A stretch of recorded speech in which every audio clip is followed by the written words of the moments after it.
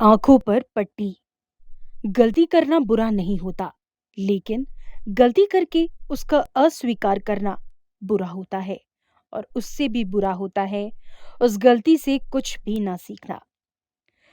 एक बहुत प्रख्यात और समझदार टीचर अपने क्लास में 50 विद्यार्थियों की परीक्षा लेने में व्यस्त थे। सभी विद्यार्थी अपना अपना टेस्ट पेपर लिखने में मग्न थे। तभी अचानक एक विद्यार्थी हड़बड़ा कर खड़ा हुआ। वो बड़ा ही परेशान लग रहा था। उसकी ऐसी हालत देख टीचर ने उससे पूछा कि क्या हुआ, क्या तुम्हें कोई परेशानी है। उस विद्यार्थी ने कहा कि मेरी कीमती घड़ी किसी ने चुरा ली, जो मेरे पापा ने कल ही मुझे बर्थडे पर गिफ्ट की थी।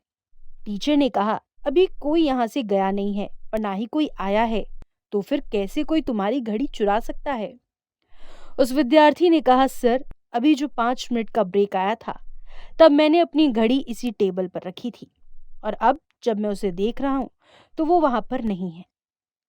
टीचर ने थोड़ी देर तक सोचा और फिर पूरी क्लास से कहा कि मैं जानता हूं कि घड़ी आप लोगों में से किसी ने चुराई है, लेकिन मैं इसे आपकी पहली गलती मानकर माफ कर देता हूं। मैं नहीं चाहता कि आप अपनी या दूसरे की आज- मैं नहीं चाहता कि आप अपने या दूसरों की नजरों में गिर जाओ। इसीलिए मैं आप सभी से रिक्वेस्ट करता हूं कि सभी लोग अपने अपने आंखों पर अपने रुमाल या पट्टियां बांध लो। सभी विद्यार्थियों ने अपनी टीचर के कहे अनुसार अपनी आंखें बंद कर ली। टीचर ने सभी की जेबें एक एक करके चेक की और उन्हें किसी एक विद्यार्थी के जेब में वो घड़ी मिल गई। टीचर ने उस घड़ी को उसके सही मालिक तक पहुंचा दिया। जहां पर आज लोग एक दूसरे को नीचा दिखाने के लिए उनकी छोटी से छोटी गलतियां भी सबके सामने लाकर एक दूसरे को शर्मिंदा कर देते हैं, वहीं पर ये टीचर थे जिन्होंने अपने विद्यार्थी की इतनी बड़ी गलती को भी नजरअंदाज करके उसे सुधरने का एक मौका दिया। इस घटना को 10 साल बीत गए। इस क्लास के सभी विद्यार्थियों का रीयूनियन हुआ, जहां पर उनके इस टीचर को भी बुलाया गया था। इन विद्यार्थियों में जो सबसे ज्यादा सक्सेसफुल हुआ था, जिसका समाज में और देश दुनिया में एक बड़े उद्योगपति के तौर पर नाम प्रसिद्ध था, वो कोई और नहीं था बल्कि वही विद्यार्थी था जिसने उस दिन घड़ी चुराई थी। उसने जब अपने उसी टीचर को इतने सालों बाद देखा तो वो बहुत खुश हुआ और जाकर उनके पैर छू लिए। वो बोला, सर, मैं आज जो कुछ भी हूँ सिर्फ आपकी वजह से ही हूँ, और अगर आज मैं जिंदा भी हूँ तो आपकी वजह से हूँ। टीचर को कुछ समझ भी नहीं आया।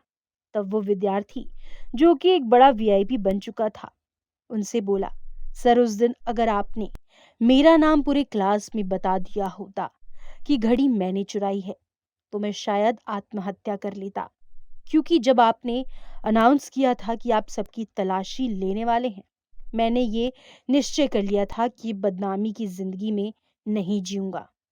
हाँ, उस दिन मुझसे बहुत बड़ी गलती हो गई थी, लेकिन आपने मुझे उस गलती को सुधारने का मौका देकर मेरी जिंदगी बचा ली। उस दिन के बाद मैंने इतनी मेहनत की और आज मैं यहाँ तक पहुँच गया। उसकी पूरी बात सुनने के बाद टीचर ने उससे कहा, ओ अच्छा, तो वो तुम थे। विद्यार्थी ने उनसे पूछा, सर, आप इतनी बड़ी बात कैसे भूल सकते हैं।